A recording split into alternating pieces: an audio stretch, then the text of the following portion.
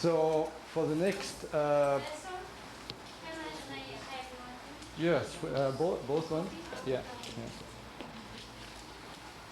There you go. So for today and tomorrow, I will talk about photodynamic therapy, specifically. So I want to start with the first part in which I will talk about. Oh, thank you. Oh, a famous mug. Thank you. Got it. I will start with the principles of PDT. Oh. I'm not strong enough to open this.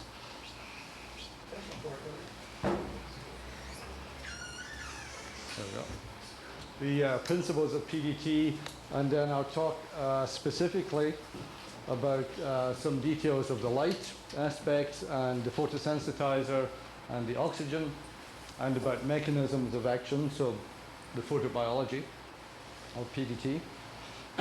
And then tomorrow, or when we finish this part, I will talk about the technology, particularly the optical technology, clinical applications. This is a big topic, so I will not attempt to be complete. So if people have specific clinical applications you're interested in, please let me know, and I'll try to either just talk about it or find some information for you before tomorrow. And we may talk about some future directions if we have time. Although I will talk about this also in the seminar on Thursday. I've just included in this list some general references on PDT. As you can see, this is interesting. It's a historical survey. And then there are some articles on light sources, a general review of clinical applications, PDT in cancer treatment. This is for the biologists. It's really hardcore cell and molecular biology. It's a very, very good paper. We wrote a paper on biophysical and technological aspects of PDT. And then just 2 years ago, this book came out, which is a good starting book. It's quite small, and it has a number of chapters by different people on different aspects, the physics, the chemistry, the biology, clinical applications. So this is a good textbook to start with. Since different people were the authors of different chapters, the standard is not very uniform. So some are good, some are not so good, but it's a reasonable starting point. So I'm going to assume that people know nothing about PDT, although I realize many of you also have knowledge. So to start at the beginning, PDT is the use of light-activated drugs called photosensitizers to produce specific biological and clinical effects. A very general definition. The critical concept is you use a drug which is not active until it absorbs light, and then it becomes active. I showed you, I had this graph yesterday, but just to remind you, we're talking about relatively long treatments with PDT, typically 1 minute, 5 minutes, 20 minutes to treat with PDT, and usually 100 milliwatts per square centimeter, 200 milliwatts per square centimeter, that sort of level. So in the fairly relatively low power, relatively long exposure times. And for most of the treatments, the wavelengths used is somewhere between 630 and 800 nanometers, so red or near infrared light. There are a few treatments using blue light, and I'll give you one example. And it will become clear, I hope, why this range is useful. Just a little history. This is now over 100 years old. So 1904 was the first recorded treatment with PDT. This patient had at this time it was called a rodent ulcer, mainly a tumor here on the lip. This was covered with eosin. And things, so, you know, in pathology we use H&E stain, hematoxylin eosin stain. So this is the eosin from H&E stain, the same drug. It's a photosensitizer. So that was put onto the lip, and then that was simply exposed, and here is the result. So a successful treatment 100 years ago. So then that was the first clinical observation of some earlier work by this group who made the name Photodynamic. And what they observed was that you could use drugs plus light to kill microorganisms. So it's very interesting that 100 years later, as we'll see, we now come back to using PDT for microorganisms. But the very first application was, this was in the 1890s. This was a graduate student. So there are two differences between this graduate student and the graduate students here. One is this graduate student is much better dressed, very formal. Okay, so you had to dress like this if you were a graduate student in 1913 in Europe.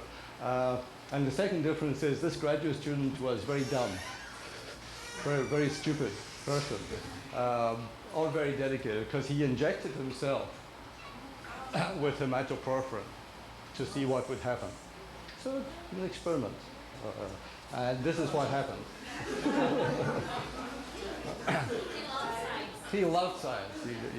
He was stupid, but he loved science. So this was the first observation of skin sensitivity with hematoporphyrin. He was fine.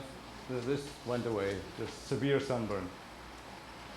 So that's 1913. So in the early part of the 20th century, there was some interest in this topic. But then it was very slow for a long time. In 1924, a group in France did some fluorescence studies of localizing of porphyrins to tumors. So they had the idea in 1924 that you might be able to use fluorescent dye to localize a cancer. And again, 40 years passed. Nothing happened, or very little in this time. And then in the 1960s, these three people from the US tried to improve hematoporphyrin. This was mainly hematoporphyrin. They tried to improve hematoporphyrin by putting it through a process and produced a material called hematoporphyrin derivative. They didn't know what it was, so they just called it HP derivative. And the attempt here was actually to make fluorescence better. So HPD was developed not as a treatment drug, but as a diagnostic drug. Interesting.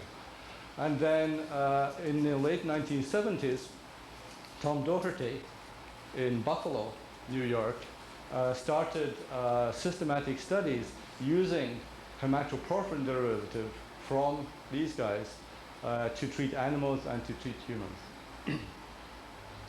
And it's interesting, if you speak to Tom Doherty, he tells the story that the first grant application he put into the National Institutes of Health in the US for money to do this, the reviews came back and they said, this is a very interesting idea, but it is impossible to work because light does not go through tissue. So he took a photograph with a piece of tissue with the light going through it, sent the photograph to NIH, and got the grant. So that's where this started. And then it took 15 years or so to get the first government approval. And that was actually in Canada, was the first government approval, and that was in 1993. So interesting evolution. So in the late 1970s to early 1980s, we had the first effective photosensitizer, which was hematoporphyrin derivative, or now called Photodynamic. And the other point, of course, is that you needed practical light sources and methods to deliver the light to the tissue. And so in the 1970s, it was possible to use an argon pumped dye laser to produce enough power at 630 nanometers to do treatment. And this is actually a photograph of the argon dye laser in an operating theater in Buffalo. A horrible device to operate, to work in an operating theater. But that was the source for many years. Tomorrow I will talk more about new sources. So these two things, the sensitizer and the light, came together to produce what we now do as PDT. Initially, PDT was developed as a cancer treatment. And if you look back at the history of PDT, the very first use of PDT was to kill microorganisms. But it was the fact that people were using hematoporphyrin for fluorescence for tumors that made the first human treatments be in tumors. Many people think that actually PDT would be better or more ahead if we had not started with cancer, because cancer is so difficult to treat. But historically, that's where it started. And then in the 1990s, during the 80s, it was almost all cancer treatments. And then in the 1990s, we had lots of other applications that I'll talk about tomorrow. So, enough history. In general terms, there are 3 steps in PDT. The first is to apply the sensitizer, which may be systemic, given in a vein, for example, or it may be applied topically to the tissue, like in the case of you saw on the lip. You wait for the drug to accumulate in the target cells of the tissue, for example, the tumor, and depending on the drug, this may be anywhere from minutes to hours to days. So some treatments, for example, treatment in the eye, the light is given within a few minutes. In other cases, it's 2 to 3 days. Depends on the pharmacokinetics of the drug. Also depends whether or not you want the drug to be in the blood vessels or in the tissue, and whether there is a need to have a high selectivity between the target tissue, the tumor, and the normal tissue. So depending on these things, people have found the optimum times for different drugs. Then you apply the light. That produces a photochemical reaction, produces toxic chemicals, particularly singlet oxygen. I'll discuss that in a moment. And that either kills the cells of the tissues or modifies them. It need not necessarily kill. There are treatments where the PDT is used to modify the tissue, not to kill the tissue. So schematically, this is shown for a local lesion. Drug is given, you wait, the drug is accumulated in the target, you give light, and you destroy. In principle. In practice, it's not so easy, as people know. This is just a list of, a summary list of the current clinical status. This is a complicated slide, so I just want to make a few points. First of all, these are the drugs that are currently approved by governments, different governments. So Photodynamic, BPD, also a porphyrin, ALA, I will talk about. This is another drug. So there are different drugs that are approved for different applications. Solid tumors and early cancer, you can then look at which particular sites have been used. And again, the asterisk means that there's an approval. So skin, lung, esophagus, bladder, head and neck, brain, etc. Okay. We should add to this now bone. I'll show you some studies that we're doing in bone. So these are the oncologic or the cancer applications. Almost anywhere people have tried. Then we have things like rheumatoid arthritis. Quite a surprising application related to the mechanism of changing the immune system. And I'll show you some data on that. Age-related macular degeneration is a disease in the retina, causes blindness in elderly people, and that is now the treatment of choice. There are a number of skin diseases, so dermatology. Actinic keratosis is damage from the sun, non-malignant, but skin damage. Cosmesis, for example, people have tried to use PDT for hair removal. You need a lot of drug with me. But also for acne, for example. There's a big study going on for acne, which is antibacterial, in fact. In fact, commercial devices for acne. Yes, I'll show you. Yeah. Psoriasis, we talked about yesterday with PUVA, the sorrel and UVA, but people have also tried to use PDT. The reason to use PDT is to avoid the use of UV, because people who receive PUVA therapy over a long period tend to get skin cancer induced by the UV. Localized infection, a very big topic now. This is a very, very important area now for PDT. In the past, there has been work in cardiology. So where the blood vessel is blocked, you go in, you clean it out, but then it regrows. And people have used PDT to prevent the regrowth, so-called prophylaxis or prevention. This is not so far very successful. It works nicely in animal models, but is not yet successful in patients. There's still one company working on this. I'll just show you some pictures. I'll show more tomorrow. This is a patient treated in Japan with a tumor here in the upper airway. So you're looking down here.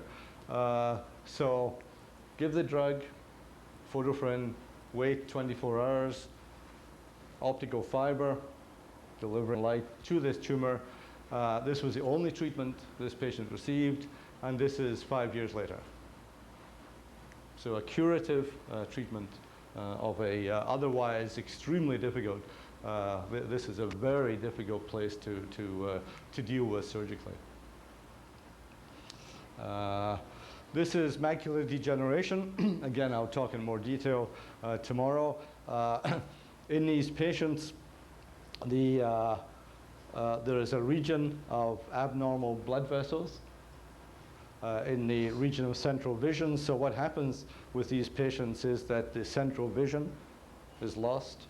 So you cannot read, you cannot drive, you become legally blind. This is then treated with light. The drug is given and the light is applied while the drug is still in the vessels. So you wait only a few minutes. And then you close down these vessels. But of course, the intention is to leave the normal blood vessels undamaged. Okay? So here you're not trying to kill the tissue.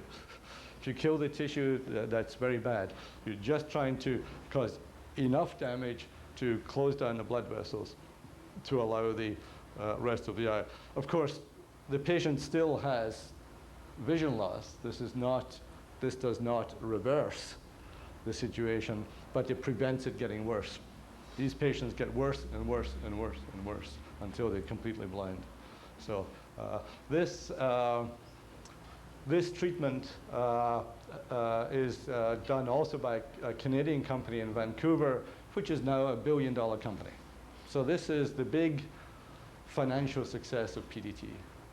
So we should all have invested in the company 10 years ago, before they discovered this, because the shares went from $8 to $200. So they're back down, of course, but people have been That's a nice model of implementation of PDT. Yes. Maybe for oncological purpose, people should look the way those guys have done. That's exactly what we're doing actually in the prostate. Yeah, in the prostate treatment, we start the light before we finish giving the drug. Okay, so exactly that, targeting the blood vessels. And here's actinic keratosis, the sun-damaged skin, just a cosmetic effect. So the whole area is treated, and you get the improvement. So, back to the science. So this PDT treatment is one application of photobiology. And I just want to show this sketch to give you the principle of photobiology. So to get a biological effect, you have to absorb the energy from the light by some component in the system. So here we have a photon, a biomolecule. Energy absorption takes place. It's the photophysics. You then biomolecule, the photo. That goes from steps, and that's the biology. Here we have the biological effect. And in the case of PDT, this is a photosensitizer. Same principle, but this is a photosensitizer. This may be difficult to read from the back. I just wanted to plot here. This is time. So this is just the idea of what happens as a function of time with PDT. So here you have the localization of the drug, which may be hours to minutes. You start the light. Within microseconds, you get the photophysical process or photochemical processes. Within seconds to minutes, that photochemistry is completed, and then the photobiological processes start, and that be minutes to days, and the long-term effects may be days to years. So there's a huge time scale of processes here over which the things happen.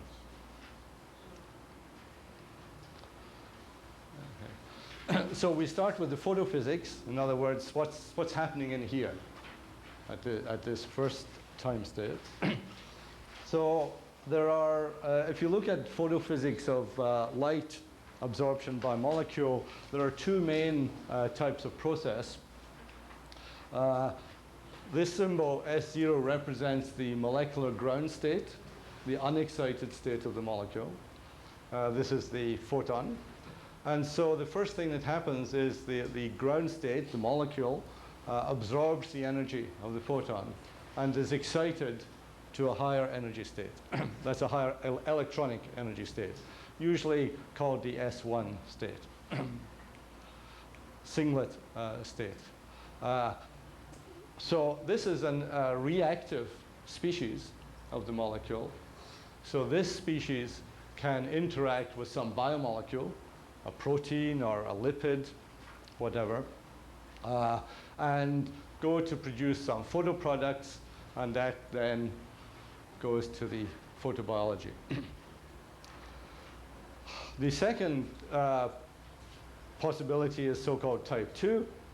So we have the same first step, namely the molecule absorbs the light and is excited to a first singlet state. But now, instead of the singlet state reacting with the biomolecule, it undergoes a transition to another state called a triplet state. That triplet state can then interact with the molecule of oxygen to produce the ground state of the photosensitizer plus singlet oxygen, which is the excited state of oxygen. For the chemists, who are chemists? Who are the chemists in the audience? Oh, no. Oh, no. Okay, a few chemists. So you notice that this is a catalytic reaction. The sensitizer is regenerated. In fact, this process happens for one molecule of sensitizer probably 10,000 times before the molecule is destroyed. So in fact, the sensitizer is actually acting as a photocatalyst to make, all the sensitizer does is convert ground state oxygen to excited state oxygen. And then this, as I say, this singlet oxygen interacts with the biomolecule and produces the product.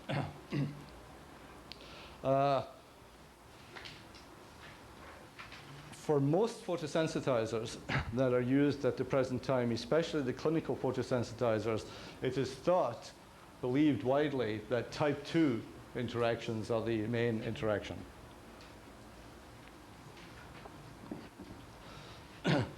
So this shows the energy diagram of type 2 interaction. So this is energy going up the axis here. So here we have the ground state of the sensitizer as its lowest energy state at room temperature or body temperature. The photon is absorbed, excites to the singlet state.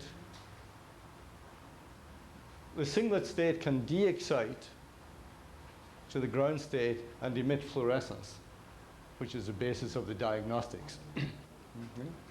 Or, I need to move this chair, it can undergo a process called intersystem crossing to the triplet state.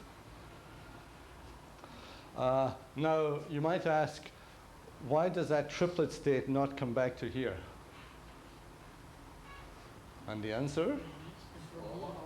It's not allowed. It's forbidden. This is a triplet to ground state transition, so this is quantum mechanically forbidden. So this does happen, but it's very slow. The process of going from here to here is called, anyone know? Phosphorescence. Okay, so this is a very slow process. PDT with type 2 is dependent on the fact that ground state oxygen is an unusual molecule in that it is a triplet, already a triplet state, so the spins are parallel. Most ground state molecules are singlet state.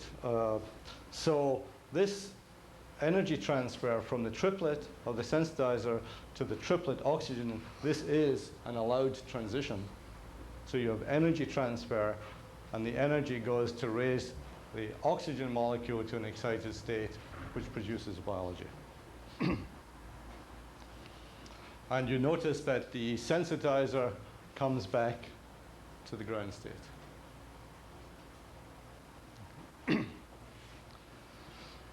Just to show that in a different way, here we have the light coming in to produce the activated drug.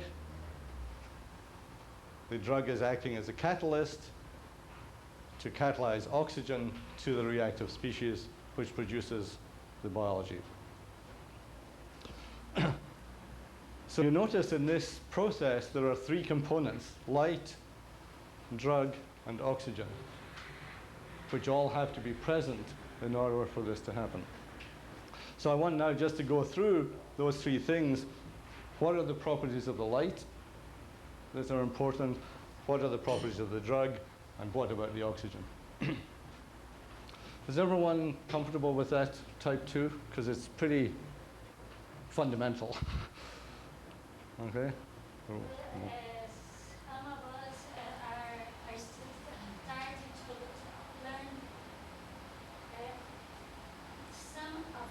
Yeah.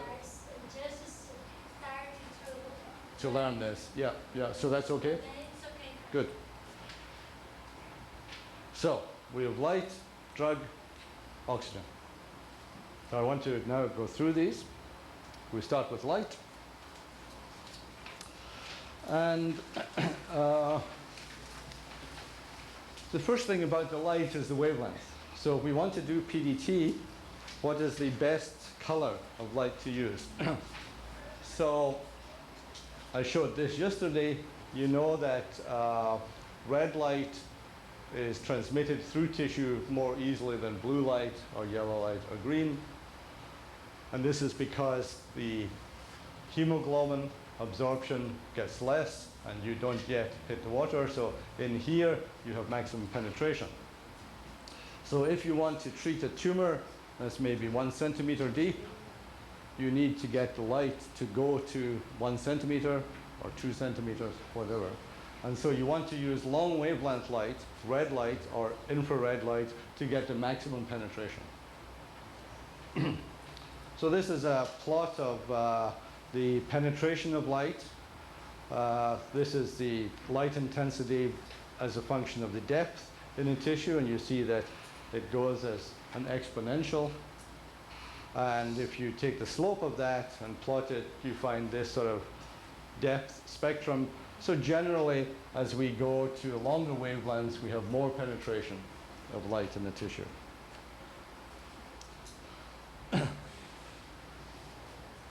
So but just bear that in mind, and I'll come back to the sensitizer.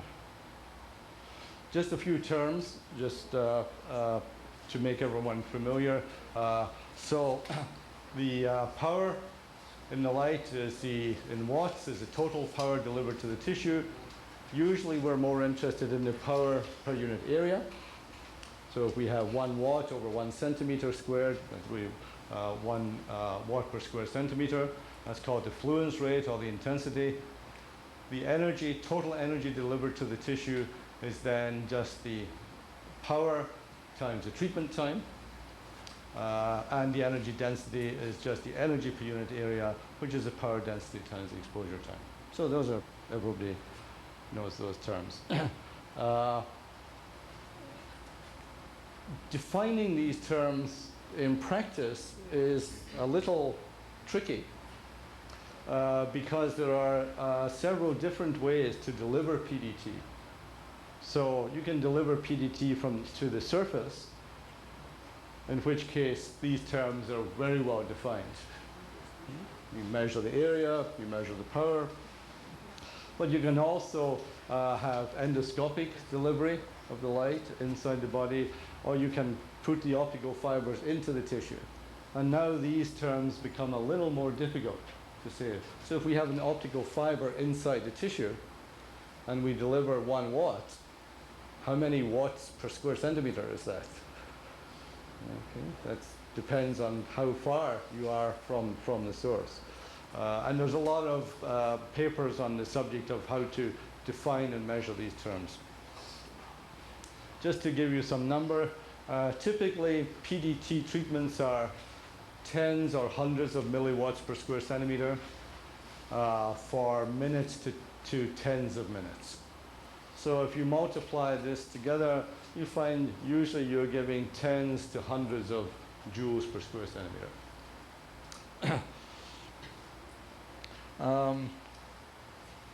How much energy does it take to cure a tumor with radiotherapy?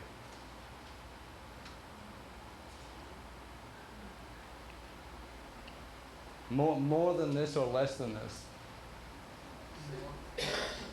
So votes for more. Let's do it by democracy. So more?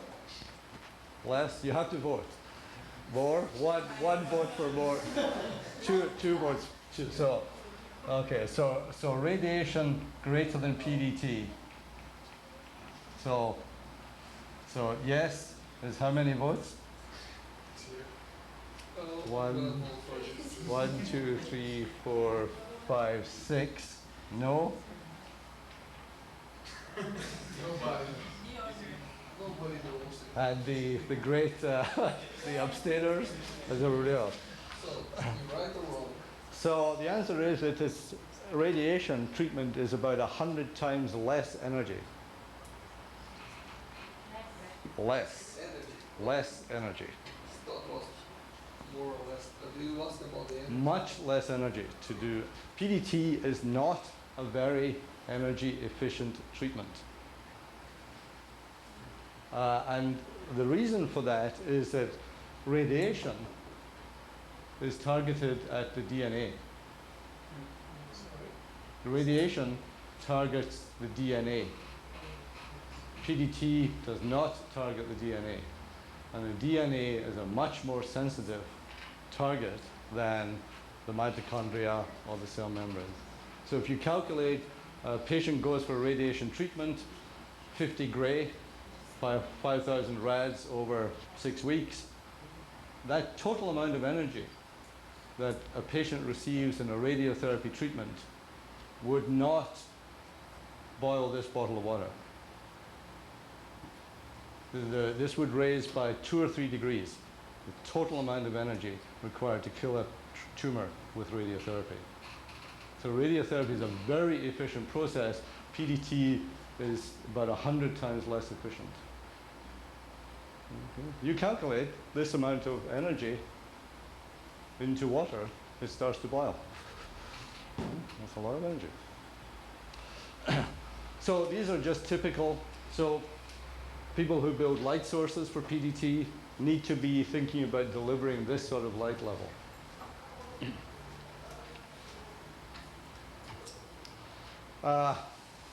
You cannot go much more than some 200, 300 milliwatts per square centimeter. Otherwise, you start to produce heating of the tissue. And then it gets complicated. Sometimes that's good, but generally we try to avoid also doing heating. So this limits the amount of power you can deliver, and that limits how short you can make the treatment. Obviously, you could take a 100-watt laser and deliver the energy in a few seconds, but that would not be PDT, that would be photothermal. Okay, so you have to keep the power low enough so that you stay below the thermal limit, which means that the treatments can take quite a long time. Okay, what about the drug? So what do we know about the drug? Well, this is just some chemical structures of different drugs. This is Photophyrin, which is a tetrapyrrole. So this looks like the molecule of heme without the iron atom in the middle. So this is like heme without the iron. And in fact, this material is made from blood. You start with a pail of blood, and you make photophyrin from that. Nowadays, they use pig's blood. Until 10 years ago, they used cow's blood, and they stopped using cow's blood because mad cow disease. Okay, everyone know what mad. The virus can survive to the chemical. Tell that to the FDA. That was a concern. So they use yeah. But they just wanted to avoid that altogether. It's lamb. Yeah. So this is made from blood by a messy chemical process. You notice that most of these molecules are large, flat molecules. And the reason for that is related to the fact that this structure allows you to get activation at these long wavelengths. Okay. So you need these large, floppy molecules to get the right wavelength. The important characteristics of the sensitizers are the absorption, how photoactive it is, the pharmacokinetics, how it distributes in the body, the microlocalization, not just how much goes to the tumor, but where it is in the tumor. And all those have to do with the PDT efficiency. Some of the drugs require a delivery vehicle, and I'll describe on the next slide what those are. You have to be concerned about the toxicity as well as the phototoxicity. This is called the dark toxicity. In other words, if you give this material, even if the patient is in the dark, will you kill them? Are these poisonous? And of course the answer is yes. They're all poisonous at high enough dose. But generally they have very low toxicity in the dark. Typically the ratio of dose between dark toxicity and light toxicity is about a factor of 100 or 1,000. So you need to give 100 times as much drug in the absence of light to kill. Cost is important. Photostability. Some of these drugs are destroyed or changed by the thing with oxygen, and that can be good or bad. It can be bad because you need to deliver more drug in order to get the same total amount of effect. It can be good because when the drug is destroyed, it's no longer active, and so this is self-limiting. So depending on how you can use it, this can be a good thing or a bad thing. A big question is, can you make these drugs? So synthetic chemists are very good at generating new molecules, but can you make it at adequate cost? It's a big challenge. So the first generation photosensitizer was HPD. Commercially, this is Photofrin. It's now produced by Axcan in Canada, previously by this company in Canada, and it comes in this form. It's derived from blood. I told you it was developed originally to improve fluorescence. One of the problems with Photofrin is it has many, many different chemical species.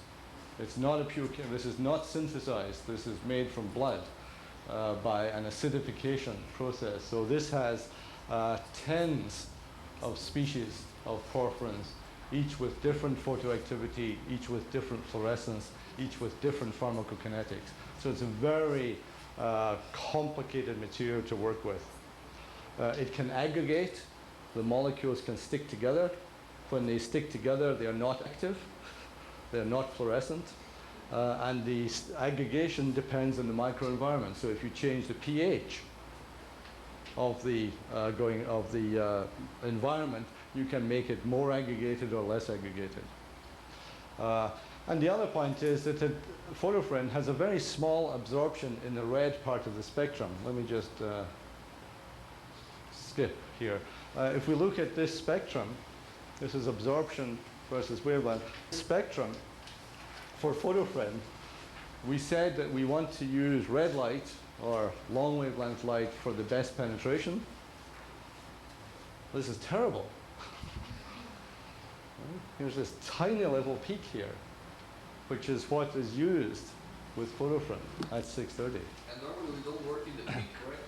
Yeah, you work a little off here even, right? So that is for Photofrin is a big trade-off, a big compromise between enough penetration of the light, but still have some activation. Let me just split back here. The second generation sensitizers are based mainly on one or more of these chemical classes. You see some of these molecules are getting pretty big.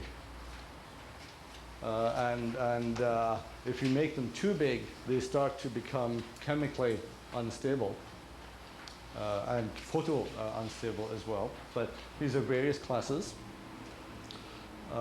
And again, not to read this, but these are some of the specific molecules used in the clinic.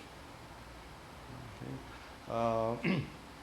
You notice, again, these are all these big molecules with one exception. This drug is called merocyanine 540. The name doesn't matter, but it's used for a completely different purpose, which is It is you take bone marrow from patients with leukemia and you mix it with the drug, you expose it to light to kill the tumor cells in the bone marrow, and then you put the bone marrow back into the patients. So it's called bone marrow purging. And so this particular drug is found to be advantageous for that. So back to this. So here's photoprin, horrible, with this tiny peak here. So a lot of the development of new drugs, new second generation photosensitizers, have concentrated on getting a big peak out here. So this is the challenge to the chemists. Give us a molecule that you can make at low cost, has good toxicity, etc., but that has a big peak out here. And it would be good if it came down and had nothing down here. And some of them do. You notice, for instance, this one, which is phthalocyanine, actually does not have any absorption in the rest of the visible spectrum. Unfortunately, it does not have very good pharmacokinetics. So that's a trade-off. Okay, nothing's free.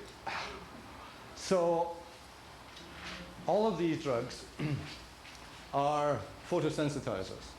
In other words, the bottle of drug is what you inject, and this is the stuff that is active. The one different material is this, called ALA, or aminolevulinic acid. And ALA is not a photosensitizer. You get it in the bottle and you apply it, but it itself is not a photosensitizer. But what happens is that if you look at the heme biosynthesis pathway, you have some biochemists here, so you may recognize this is the synthesis pathway for heme. So to produce blood in the body, you have to go through this. And one of the rate-limiting steps here is aminolevulinic acid. So this material. So if you provide this material in high concentration, it stimulates the cells to make heme. So if you have cells and you give them ALA, they will make more heme. That's fine. Heme is not a sensitizer, but the last step here, before you put the iron into the molecule, sorry, here, is a photosensitizer called protoporphyrin 9. So in this case, rather than giving the sensitizer, you make the tissues of the cells produce their own photosensitizer. That seems an obscure thing to do. You know, why would you do that? And the reason that is done is that now we depend not on the pharmacokinetics, but on the ability of the tissue to synthesize heme. And it's found that that is very different for different tissues. So for example, here is a skin tumor where ALA has been applied, and now we see that the tumor is producing large amounts of the sensitizer, but the normal tissue is producing very little. So we have high selectivity. And that's true even within normal tissues. So here are some pictures. Here's tumors. You see the high specificity. This is the lining of the esophagus. And here, even in a non-tumor tissue, we see that not all of the cells are equally efficient at producing heme. And so here we have in this region here, very high production. Here, there's very low production, even in the same tissue. Again, this is in the brain. These are pictures of different regions in the brain. Let me just put the light up for a second. Different regions in the brain. And you see that some regions in the brain produce a lot of heme, a lot of protoporphyrin. Some regions produce very little. In fact, there is now a project going on in California because it has been observed that the regions of brain in at least animals, but probably patients with epilepsy, have high PP9 compared with normal brain. So there's the idea to use this to treat epilepsy. Because the epileptic brain tissue has much higher metabolism than the normal brain. So the idea is, excuse me, Yeah. this is interesting. So you're gonna just illuminate. So you have this epileptic guy. Yeah. You're gonna open and illuminate, or you don't even open. You just try to. There's various stages in this. In the first stages, it would be done during open, using the fluorescence just to localize, to help localize, and then you do surgical destruction. The next stage would be open, localize, and treat with PDT. The final stage, in principle, would be you just treat with PDT, for instance, by putting an optical fiber into the focus of epilepsy. Okay, but still problematic because if you damage your. Yeah, well, I mean, opening your head and cutting a lump out is also problematic. So, in principle, it should be more selective for active epileptic brain tissue. And is there a specific focus for this It appears that brain tissue where there is an active epileptic focus has, for whatever reason, higher metabolism, different metabolic pathways. If you give ALA, you get an increased concentration of PP9. Very surprising finding.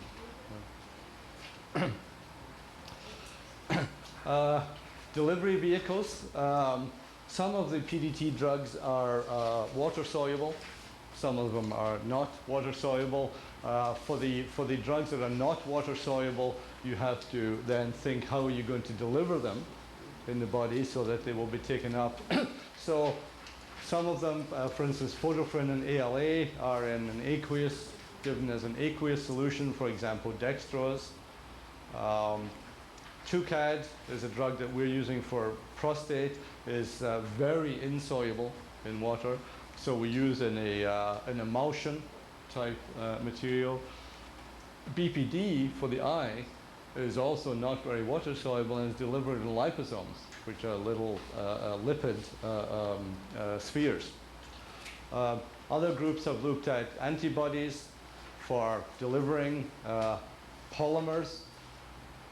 Buckyballs, carbon-60 has been looked at as a delivery vehicle. Antisense, for the molecular biology people here, you can target messenger RNA. So these are all experimental.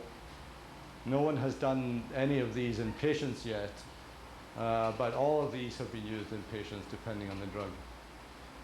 Just a question. Is any study on the Alzheimer's disease?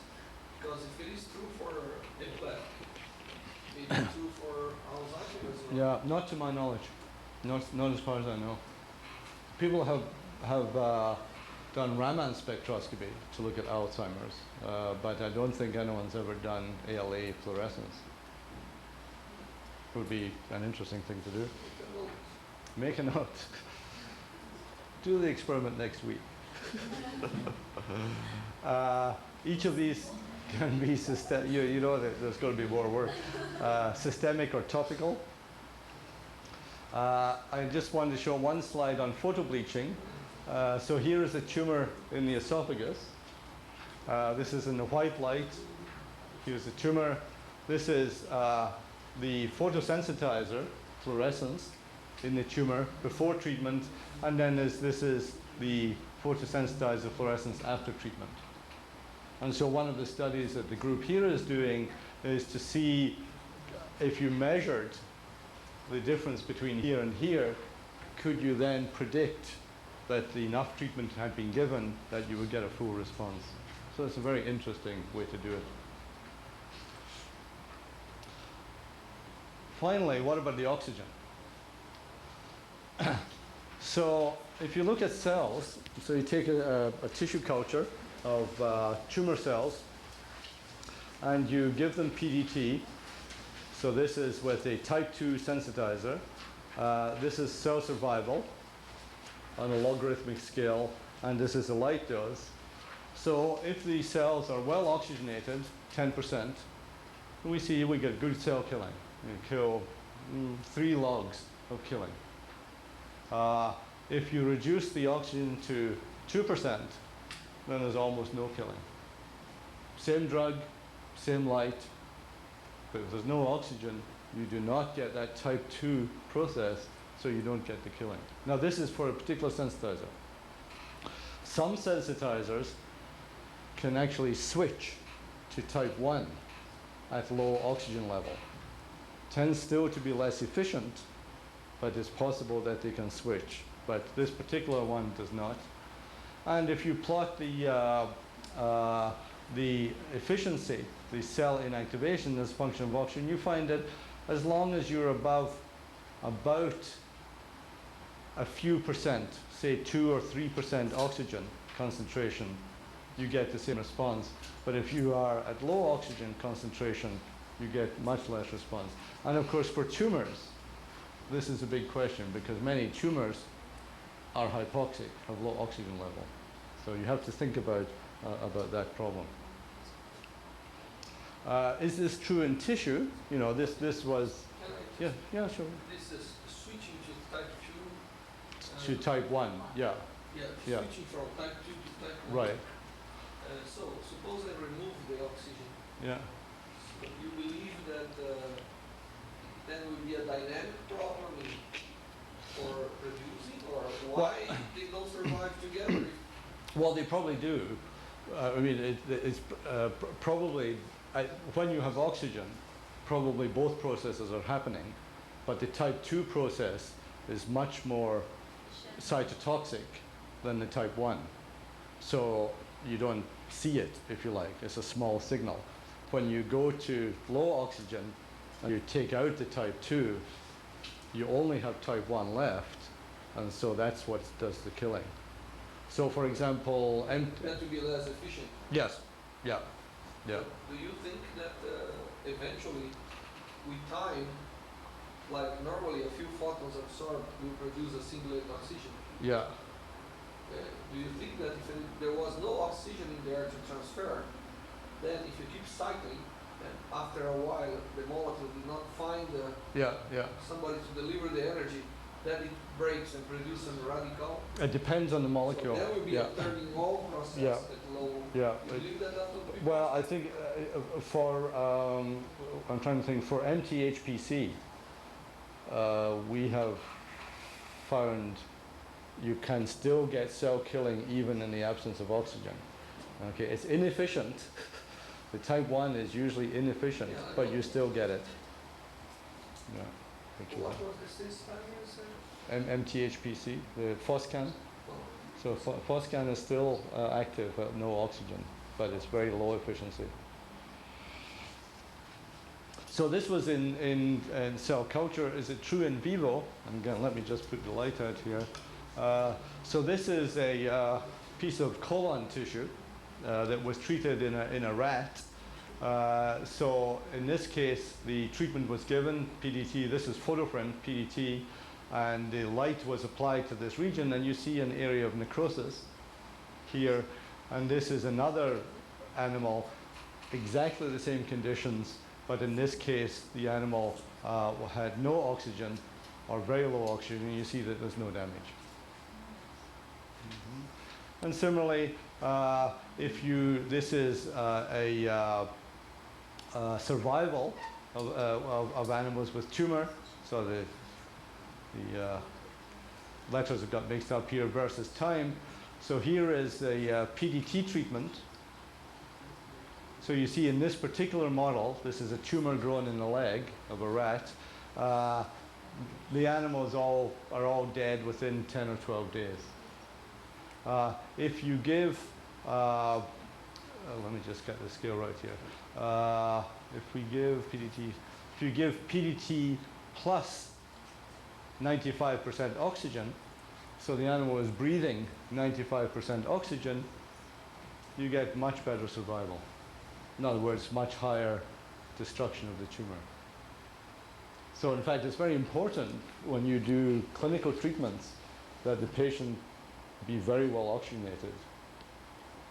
So that, in fact, it's an advantage to do it during surgery because you can have the patient breathing 95% oxygen. There were some works years ago about putting patient in the hyperbaric. Yeah. freezer. So this graph is hyperbaric. Oh, sorry. Okay. Oh, yeah. HBO. It's not home box office. It's hyperbaric. Maybe it is home box office. We could get this sponsored by HBO channel. Yeah, so hyperbaric oxygen has some effect, but it is less effective than breathing 95% oxygen.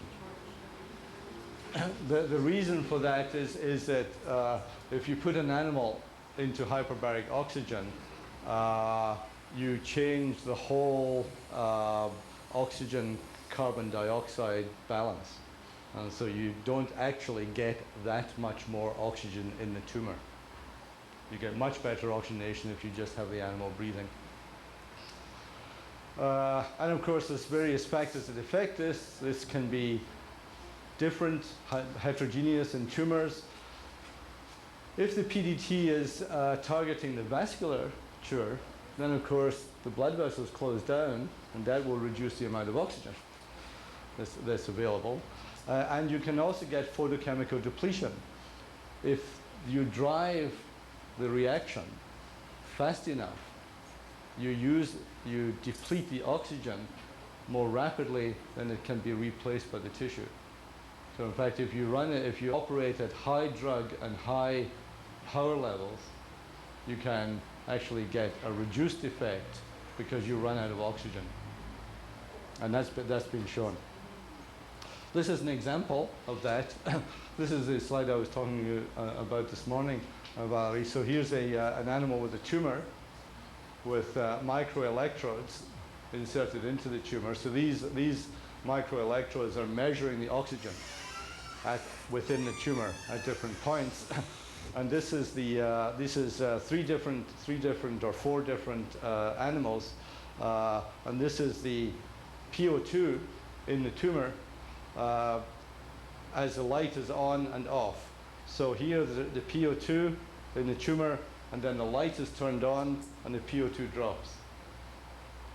Recovers, drops. Recovers, drops. So in fact you can modulate the oxygenation of the tumor depending on the treatment. So you have to be a little careful about that. If you try to do it too fast, you may get less effect because you reduce the oxygen. Okay, finally, what about the photochemistry and the photobiology? So we tried to get the light and the drug and the oxygen correct. What happens? Well, the first thing that happens is that the singlet oxygen interacts with some biomolecule and causes some chemical changes. And these are just examples of some of the photochemical reactions that are reported in the literature for singlet oxygen. So there's all these sort of changes to bond structures. To translate that into a biological effect, of course, then depends on where are these changes happening. Are these changes happening in the nucleus, in the mitochondria, in the cytoplasm, in the cell membrane, in the vasculature? And there are many different possible targets for the photodynamic action, just listed here. But if you look at the sensitizers, and these are examples of, this is photoprin, MTHPC, BPD used for macular degeneration, you see that the cellular sites of localization are all different. So that if you take hematoporphyrin, it's found in the plasma membrane, in the mitochondria. Lutex is found in liposomes. MTHPC is normally cytoplasmic or diffuse, and so on. So the same photochemical damage will have a different biological effect depending on the localization of the damage. In general terms, what happens is that most sensitizers are targeted to membranes, not to the nucleus, unlike radiation. And so that can result in cell death. It can reduce the proliferation rate of cells. It can produce vascular damage. It can shut down blood vessels, which can cause loss of oxygen to the tissue, and that can produce secondary cell death. Or it can even produce immune effects. For those, Do you have a hand wave explanation for this immune modulation? well, let me come back to that because I have one slide a little later. For those of you not familiar, this is murder and this is assisted suicide. Okay, so in this case, and that's a subtle difference. You might think it doesn't matter if you get murdered or if you commit suicide, but there's a big biological difference. If you murder a cell, the body recognizes the corpse and it mounts an immune response, an inflammatory response. If the cell kills itself, it does not initiate an inflammatory response. So this is a big difference. So for example, we're doing PDT in the brain. If you kill tumors in the brain and you do it with necrosis, you cause inflammation, which causes damage to the normal brain. So you have to try to persuade the tumor cells to kill themselves. Do you think that as a function of time, one type goes more than the other?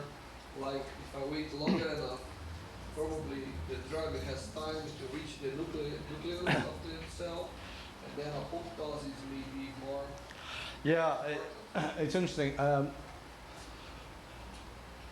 As far as we know, with almost all the sensitizers, the nuclear targeting, direct nuclear targeting is not an issue. What seems to happen is that each of these processes can take place. In general, you get necrosis if you hit the cell very hard. Okay, so if you give a very high PDT dose, you will kill the cells. Okay? If you give relatively low PDT dose, but enough, you can persuade the cell to commit suicide. Okay? So it's really a dose rate effect that comes in here. Lower compared to the threshold dose at the Little lower, and I mean, I'll talk maybe on Thursday. I mean, we've shown, for example, in brain, that at high doses you produce necrosis. If you come below the threshold for necrosis, you can still get damage, but it's by apoptosis. Okay. Yeah, but I thought the apoptosis is related to the, like, say, the brain of the cell, which is in the nucleus. Okay, let me again. Can you hold that question, because I'll show you a signal pathway in a moment. Okay. Let me. How are we doing on time? Let me just see where I'm at here.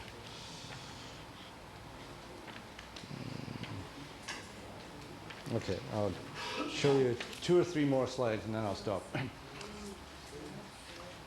So the mechanism of action. So which one of these occurs depends on many factors. Okay? So it depends on what the target is, the type of sensitizer, how it's localized, etc. Okay, so all these factors come into play.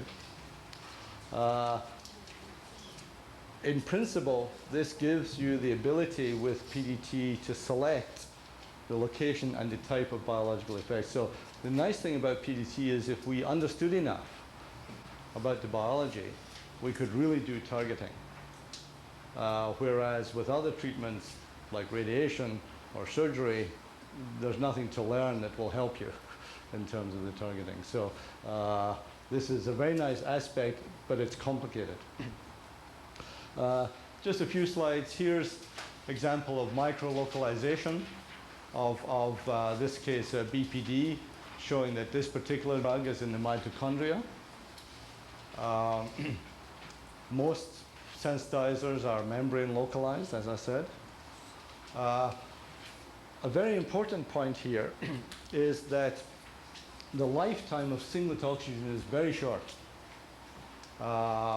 We measure it now as much less than 1 microsecond. So you produce a molecule of singlet oxygen, it is very reactive and disappears, reacts within actually 200 nanoseconds. If you calculate, so we produce the singlet oxygen at this point. Now it starts to wander around. It's a molecule, it's a free spirit. It wanders around by diffusion. The distance traveled depends on how long it lives. If it lives for a long time, it can be produced here and get over here. But this time is very short, so that the diffusion distance is only tens of nanometers. So a cell is 10 microns. So the singlet oxygen travels a very short distance from its site of localization before it reacts. So the site of localization determines the damage. So if the sensitizer is in the mitochondria, you will damage the mitochondria. If the sensitizer is in the lysosomes, you will damage the lysosomes, etc. So the microlocalization is very critical. One example of this is this is survival versus singlet oxygen. This is from some of our own work. So here's singlet oxygen versus survival of cells. In this case, the cells were given ALA. And we waited for 4 hours. And if you look at the fluorescence, you find that the PP9 that's generated is in the mitochondria. Cells produce PP9 and a heme in the mitochondria. And if that's the case, then this is a survival curve. Instead, if we take PP9 itself, you can buy a bottle of PP9, and you give it to the cells, and you wait only 1 hour, so that the drug is still in the plasma membrane. This is a survival curve.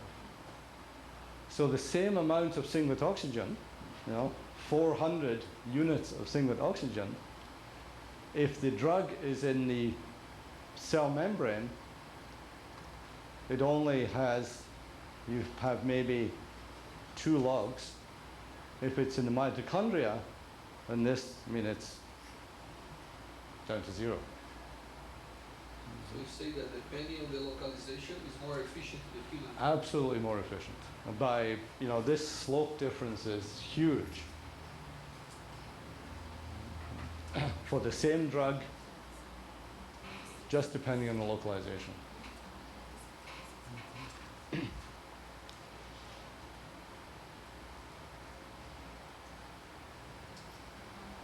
Valerie, shall I go on for another 10 minutes and finish this, or do you want to stop and continue tomorrow? No, I think you should go and Okay, I'll try and finish this part. Okay.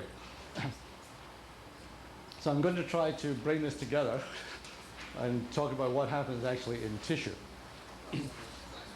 Here's a nice picture. It may be wrong, but it's nice. So here's a tumor. What can happen? You can get direct tissue damage. You can get damage to blood vessels. This is a reaction, generating singlet oxygen. Or you can induce inflammation and immune response. So I just want to show you some examples of these different things in tissue. So if I start off with direct cell kill. So here we're trying to directly kill the tumor cells. And I showed you already cell survival of tumor cells with different concentrations of drug, different light. So these survival depends on the conditions. We've already said that. But it also depends on the endpoint. For example, if we, this may be a colony forming assay, which measures any type of death. Or you can measure an apoptosis assay, which only measures cell death by apoptosis, and the curves will be different. Okay, so it depends on the endpoint. This shows the survival. This is with MTHPC, a particular drug with no light and with light. And these are for different tumor cells. So 2 observations. One is that in some cells, this drug is actually a little toxic by itself. Not on all, but in some, but not very toxic. And you see that there is some difference in the PDT survival between the different cells, but the difference is fairly small.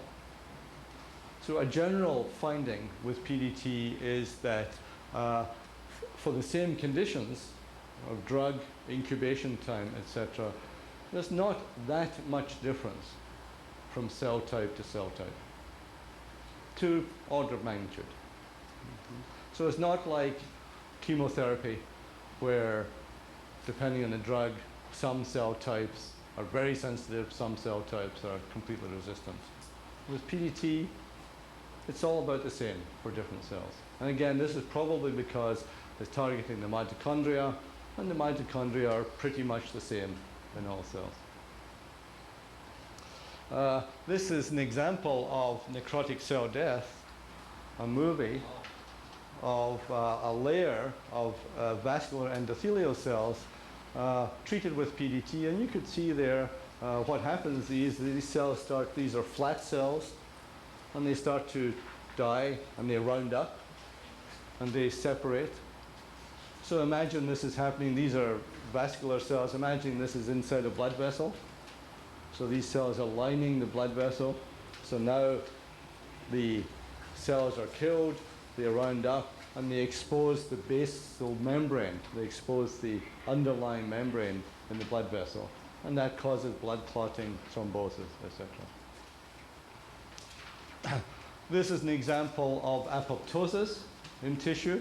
So here, there's a fluorescent stain is used that is specific for apoptosis. It's called the tunnel assay.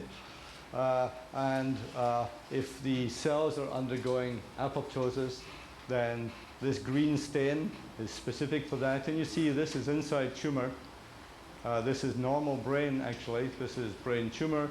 And you see that many of these cells are actually undergoing apoptosis.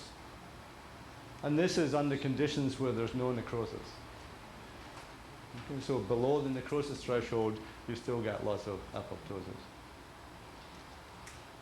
This goes back to your question, Valerie, and this is a very complicated slide, but I just wanted to make the point. This is signaling pathway, the molecular biology of PDT. Like all molecular biology, this is immensely complicated. But just to make the point that apoptosis is a result of the nucleus, the DNA, sending out a message: die. Okay. How does the DNA get that message after PDT? Because we said that the damage is not to the nucleus. So it gets the message because the damage to the mitochondria starts a cascade of signals that eventually go to the nucleus, and that sends out its messages. So this is a 2-stage process, crudely. The mitochondrion is damaged, sends out a message: help, help, I'm damaged. The nucleus says, you are so damaged, I have to kill myself. Or I am so damaged, I have to kill myself. Sends out a message to the cell to die. Okay. This is very important part of biology. We would all be in serious trouble if our cells were not able to die when they should. Okay. You want the right cells to die when their time is to die. And so PDT is very strange in this regard because almost all other forms of therapy for cancer directly hit the nucleus. They do not go through this mitochondrial signaling. We know from literature, and we have one experiment here, that the porphyrin can enhance the effect of radiotherapy. So that's I'd like to see that data. So that's presumably you're getting the addition of this signal with the signal that's caused directly in the nucleus. So this just shows, for those of you who know, sort of blots, protein blots, just to show that you can get, you can do experiments in which you can examine the particular parts of these pathways and measure is the particular gene upregulated, downregulated as part of the process. So this is just to show you an example of that. Second is vascular imagery. If the sensitizer is localized in the vasculature, you can shut down. So this is an example of blood vessels in a tumor. This area was treated with PDT, and you see in this case this blood vessel is closing down. Do you know any work where they measure by anemometry the flux of blood and then that kind of Doppler measures? This is a Doppler optical coherence tomography picture from our lab. So here is before PDT, and you actually see the blood vessels here, and then they close down. Okay. Another example, this is in a chick embryo. So this is a growing chick. So you see all these blood vessels, and in this case, this part of the blood vessel was treated, and you see it closes down all of its blood vessels. This is probably what's happening in the eye. And we're also using this for PDT in the prostate. This is MRI image of the prostate. This is before treatment, and this is after treatment. This is using a contrast medium, which goes to the vasculature, and you see basically before the treatment, the contrast medium is in the prostate. After treatment, there's no contrast medium in the prostate. All the blood vessels are shut down. Okay. So this is a vascular, this is using, in the prostate cancer case, the same phenomenon as is used in the eye. Lastly, the immune response. I have to confess, this is an area that I don't actually know very much about. So I'm just going to show you like one slide. Yeah, nobody knows. This is obscure. Don't know it's because it wasn't explained yet. Yeah, and the experiments, not many experiments have been done. So I'll just show you a couple of examples. So this is an animal model, and you see here the lungs. Okay, so you can see the metastatic tumors in the lungs. Okay, so these are secondary tumors in the lungs. So how was this experiment done? So the animal was, I think this was rats. Is it rats? Rats or mice? So the animal, it's mice? Okay, so somewhere. So the animal was taken, and it had a tumor implanted in the leg somewhere. The tumor was allowed to grow, and then PDT treatment was given. And then the animal was allowed to live, and they then sacrificed the animal at some time afterwards, took out the lungs, and looked for metastasis. The interesting thing was that if the animal here in the leg tumor did not receive PDT treatment, this is the effect in the lung. If the animal received PDT treatment, high dose or low dose, this is the effect, which is very striking. So treating a tumor here can cause a difference in getting secondary cancers in the lung. So, Two or more explanations. One is that the PDT treatment here is preventing the tumor cells from leaving and seeding. That's unlikely the way this experiment was done. The more likely explanation is that this treatment upregulates the immune system. This isn't with Photodynamic, right? That is with, good question. I'm not sure. I'm not sure. We can look up the paper. I'm not sure. This is from Sandra Golnick at Roswell Park. this is some implication that maybe photodynamic therapy also helps metastasis. Mm-hmm. Mm-hmm. The concern was that it would be the other way around.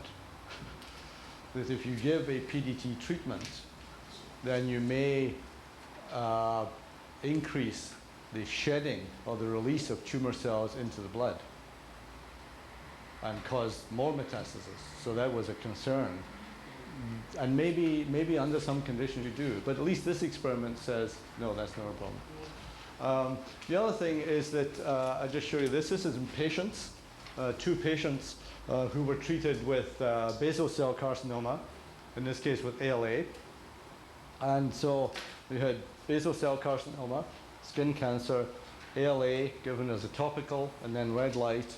And then blood samples were taken from the patients after that, and they looked at T cells, which were activated.